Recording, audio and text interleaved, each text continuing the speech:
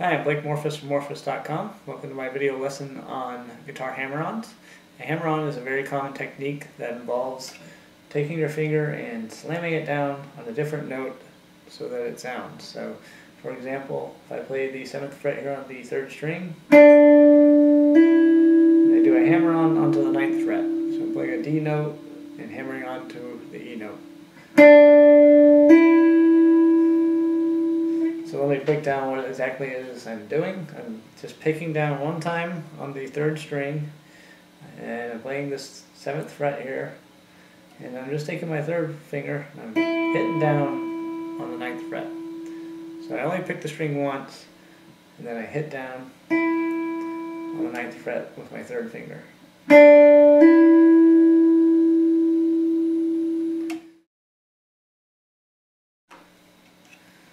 So once again, I'm going to be right here on the 7th fret of the 3rd string, and I'm going to hammer down on the 9th fret of the 3rd string.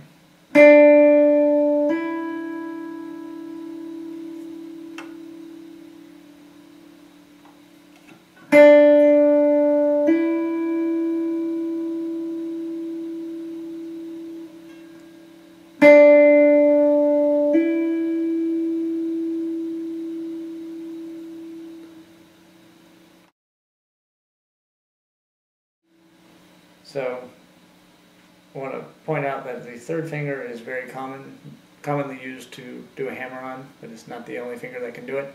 You can use any finger to do a hammer-on.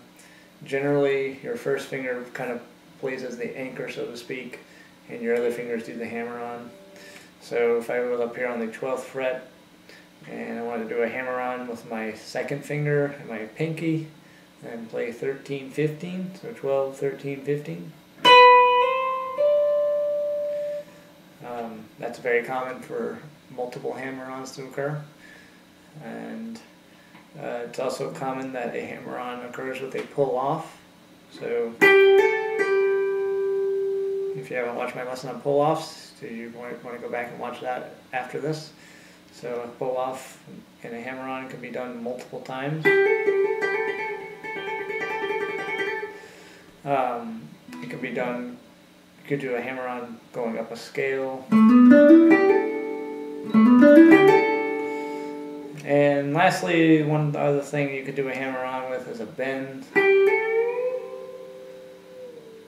So those are all very common, and I just want to go through those to give you some things to try and practice on.